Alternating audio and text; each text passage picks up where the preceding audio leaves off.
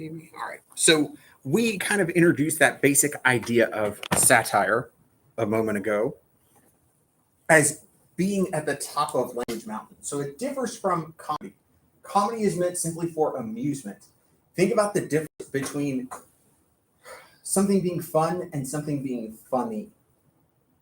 Okay? Often if something is fun, everyone is laughing and everyone is enjoying. But if something is funny, often we're pointing. We're specific about something or someone. And so there's a little bit of a difference there where comedy tends to get everyone to laugh. If you can think back to a time when we used to sit in theaters together or movie theaters and see a movie at the same time, people used to laugh at the same moment. And a lot of times that shared experience of everyone seeing it at the same time makes it more humorous.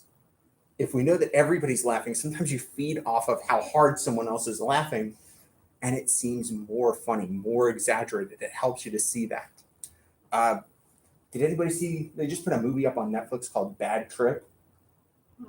If you saw that, like that's a great example of a movie that would have worked great in a theater because of the extreme humor that's there. People would have had that communal experience. Instead, you're laughing at home, but you're just kind of like, yeah, it would have been funnier with a lot of other people. I probably would have laughed harder. When we're talking about satire, though, satire is not necessarily meant to be fun. There is an anger, there is a venom to how good satire works. And we have to understand that. A lot of times, satire can be a little bit lightsome and it can be humorous. And some of the things we're going to look at today definitely are.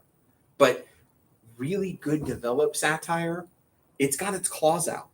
It's really looking to be mean to some degree. And so we have to understand that at the core of satire, when we talk about what it is, we're going to expose vice, folly, or stupidity. And so we are definitely going to have targets. So that difference between fun and funny becomes very apparent because we're going to know exactly what it is we're tearing at. We're going to attack them through a couple of basic means: irony, derision, and wit. And so this is kind of an odd combination.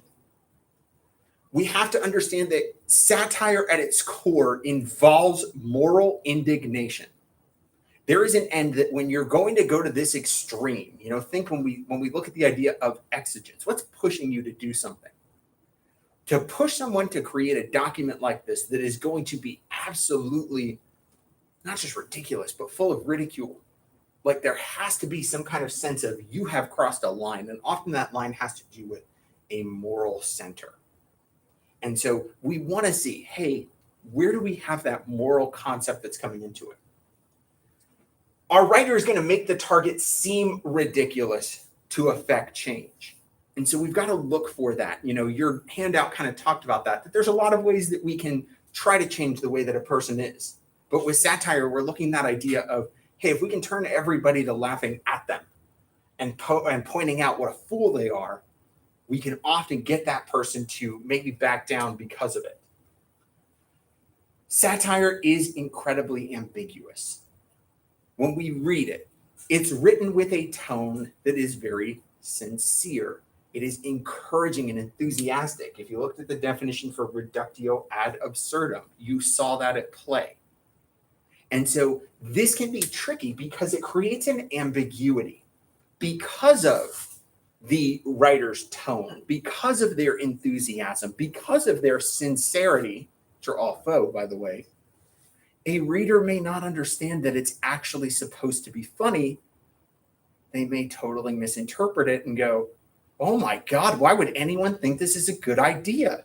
This person must be an idiot. No, it's actually the reader that is. Good satire requires a sophisticated reader, and so it is why you probably have not been widely exposed to it. It is why a lot of times when you do see good working satire, sometimes people don't laugh at it because they don't get it. I want you to think about the difference quickly between American comedy and British comedy. If you're somebody that knows anything about the difference, anybody? Think about what we tend to see in American comedies. Even think about the half-hour shows that you watch. What are some of the things that you tend to notice about American comedies? It's crude. Yes. There's a crude ideal to it, what we would call low humor, fart jokes, people falling, people getting hit by stuff. Like it plays to the lowest common denominator. Even babies think that that's funny. And so it does have that to it. We also tend to crude it out sometimes by the language that we use, the topics that we discuss as well, because we understand that our society tends to shy away from those things. And so by bringing them up, we're hoping, hey, we can create some humor here. What else? Insults. Are they obvious insults? Not all the time. What are they often based on?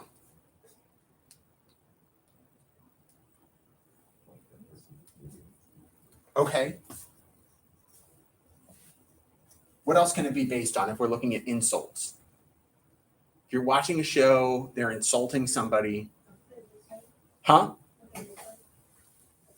There's something often visual that helps with the gag so that you're seeing it in front of you and processing it so that you know that it's funny.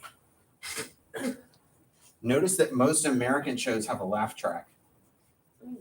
We've kind of moved away from that with some things, but a lot of times we have that underlying laughter that has to like tell the audience, this is funny, laugh now. Anybody watch a lot of British comedy? Or you seen anything?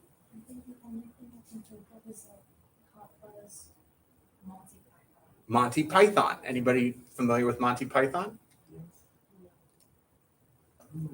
What you notice about the difference, if we look at it and where we're kind of judging here, British comedy tends to be what we consider dry. They may have a laugh track, but usually not.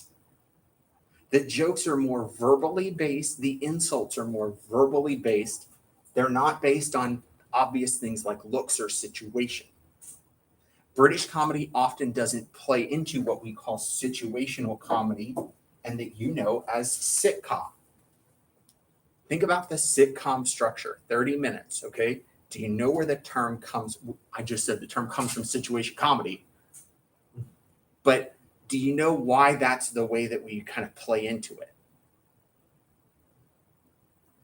At the core of every sitcom, every 30-minute show is a basic understood premise. It's often explained in the theme song of said show. That way, what we can create is every episode can be watched whenever you watch it in whatever order you choose to watch it, because you understand the basic premise. So think about the Brady Bunch. I'm a dad. I have 3 boys. I'm a mom. I have 3 girls. What if we got married? That's every episode. Is how does this now blended family work? If you think about Full House. My wife died. I have 3 kids. How am I going to do this?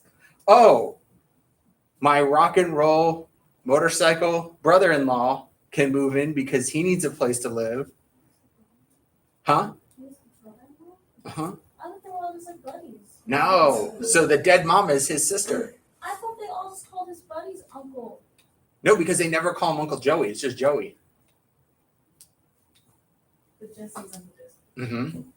That makes sense. And then at the other end, hey, my friend's a comedian. He has a woodchuck puppet. He somehow made Alanis Morissette lose her mind. Do you ever think about that? Do you know that story? Do you know who Alanis Morissette is? I love Alanis Morissette. Okay, so Alanis Morissette was a musician in the 90s. She dated, what's his face there? Joey. And something didn't work out right. And so it was the basis for her like big first hit record. It was like, Joey did me wrong. And this is, yeah. Mm-hmm. Alanis Morissette is so hot. So anyway, think about how a lot of American shows have to focus on that sitcom. We need an underlying structure to understand why this is funny. British shows, they might have a really basic premise to them, but a lot of times they can just go. You know, think about The Office. The Office started in Britain. And basically the situation of it is, hey, these people just work in the same office and we're making a documentary. Go. It doesn't have to be like, oh, I'm working at this office because I'm a genius, but I can't get a job at a university. So I'm really smart, but I have to work with these people that aren't. Wow. That would be the Americanized sitcom version. You notice this difference. Why are we bringing it up? Most people, when they watch British stuff, they don't get it. They don't see it as funny and they just check out. They're like, this is stupid. Because it takes a certain sophistication of humor. Now, that is not to say, hey, if you don't get what we're going to be looking at over the next days, shame on you. You just got to understand this is easily misunderstood. I'll talk about that tomorrow. When we look at how we create this, right? So we have certain tools that a writer can use. At their behest is irony. Irony is a complicated topic with a simple definition. For something to be ironic, the expected does not happen. That's it. A lot of times when you or your friends refer to something being ironic, no, it's not. It's circumstantial. It's not actually ironic. And so you're going to plan a picnic, right? What do you expect the weather to be? Sunny, beautiful. But if it rains, is that ironic?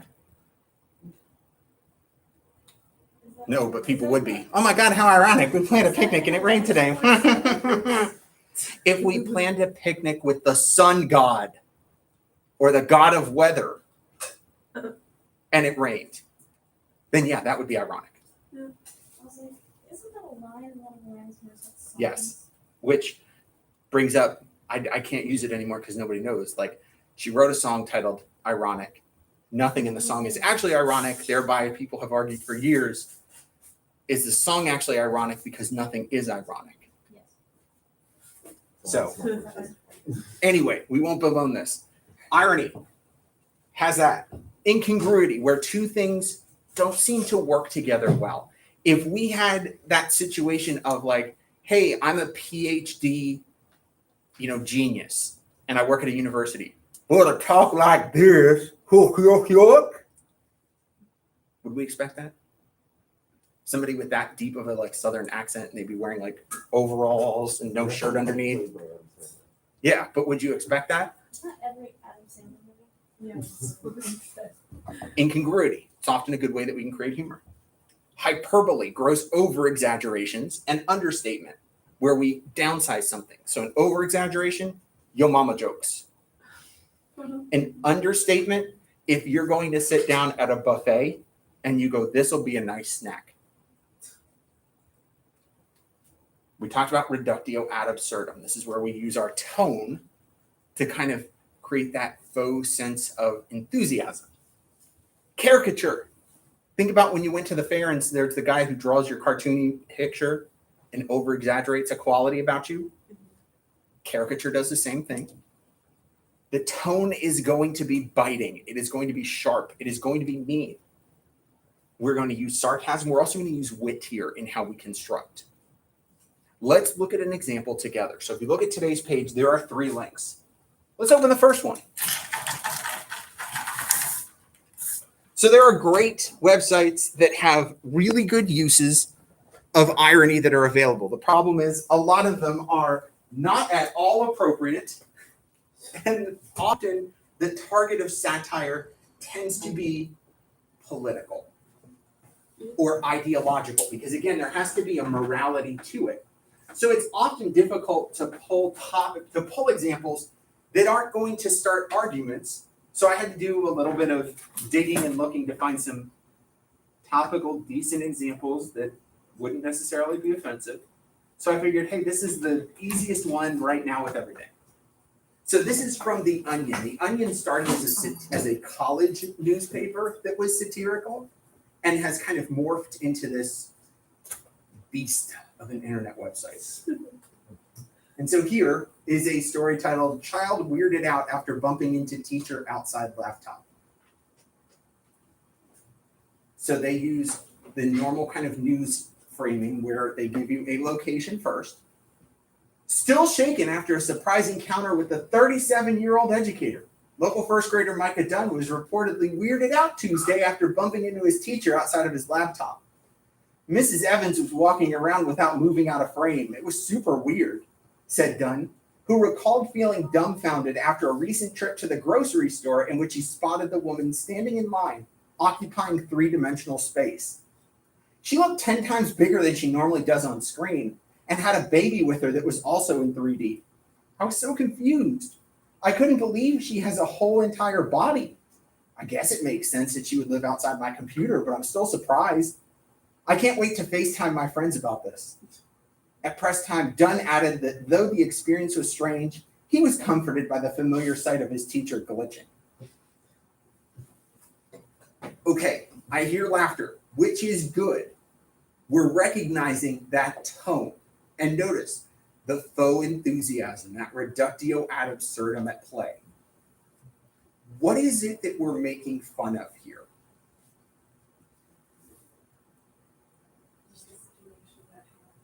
The what? Okay, so target one, online learning. The fact that I don't recognize her outside of the computer, like, oh, this is weird. What are we using as the basis for that humor?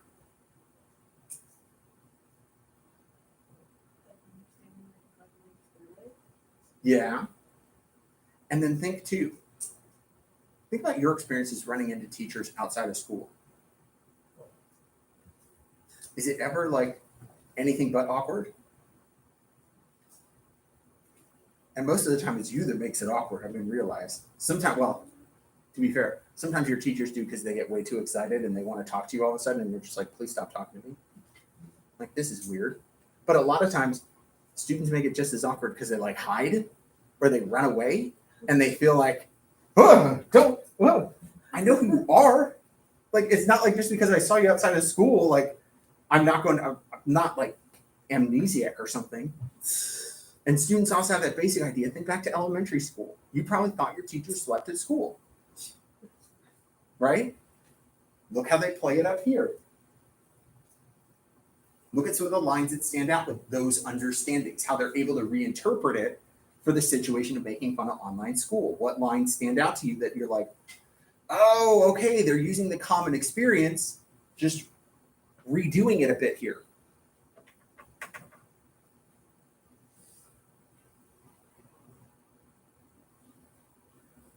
Any lines standing out to you that help to show that?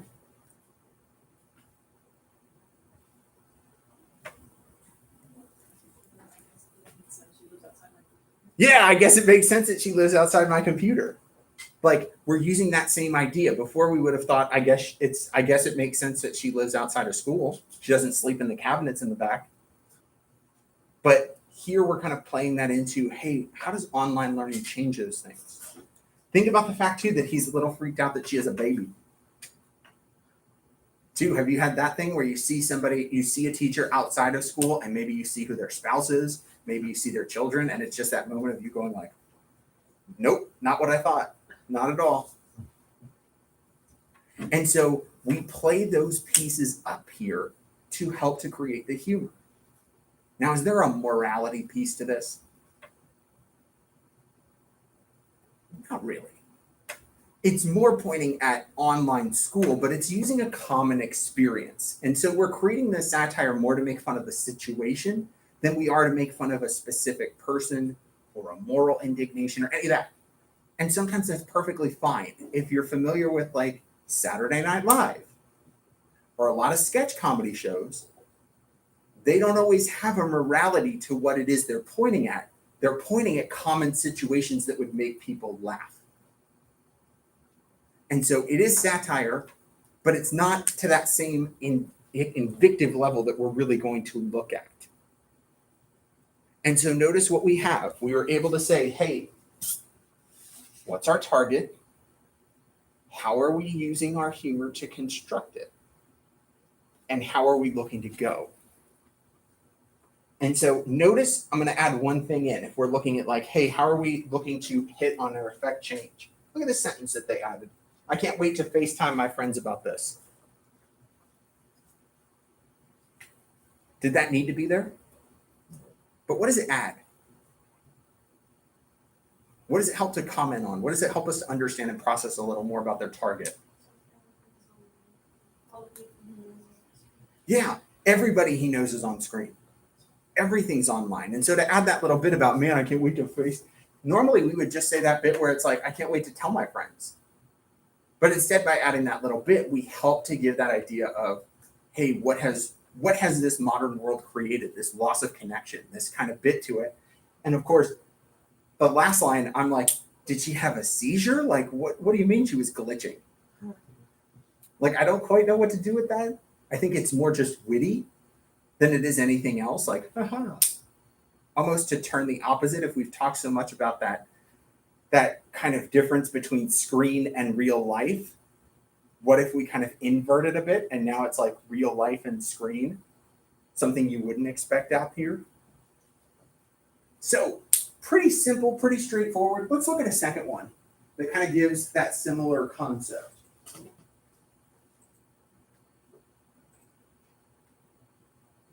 And again, we're staying more or less away from lots of other topics, which if you went down, you would totally notice some of the other suggestions on the page that I printed are things that are much more politically motivated, much more this or that. But especially for an introduction, we don't need it. Teacher who learns more from her students than she teaches them, fired.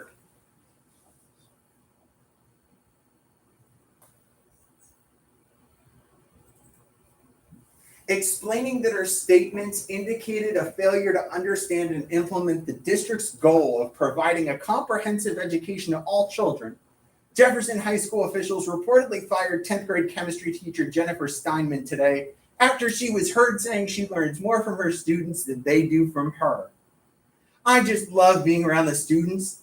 I honestly think I get more out of these classes than the kids do, said Steinman, who was later summoned into a meeting with the school's principal where she was informed that her contract would be terminated immediately for gross incompetence. I learn something new from them each and every day.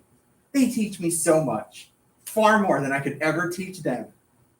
The dismissal reportedly follows a series of reprimands from administrators who recorded Steinman on numerous occasions stating that her curriculum was less about chemistry per se and more about learning how to learn.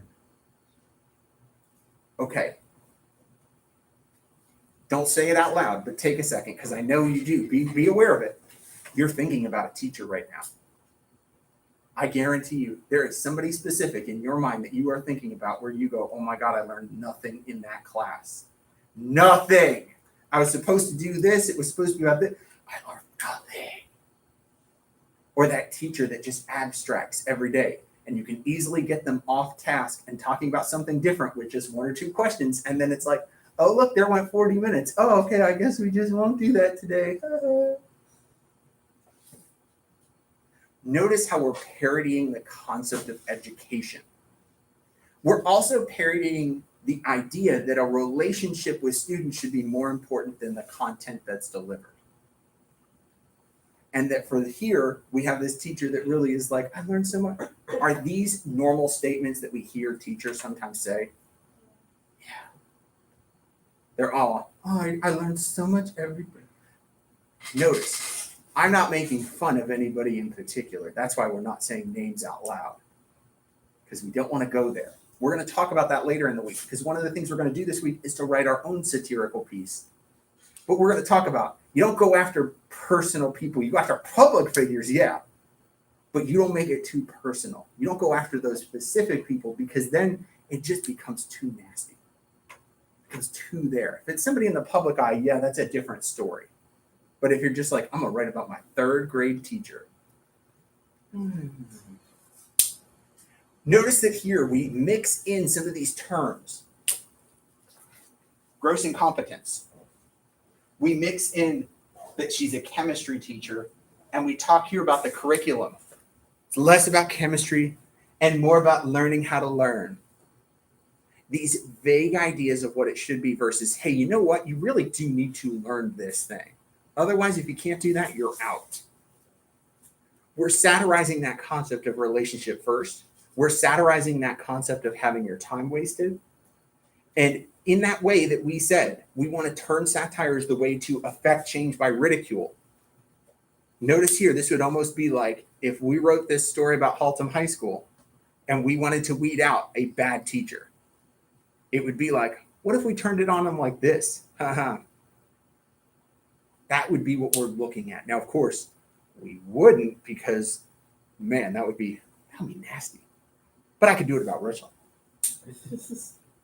So tomorrow, we're going to start looking at a more classic satirical piece and spend a couple of days looking at how satire is constructed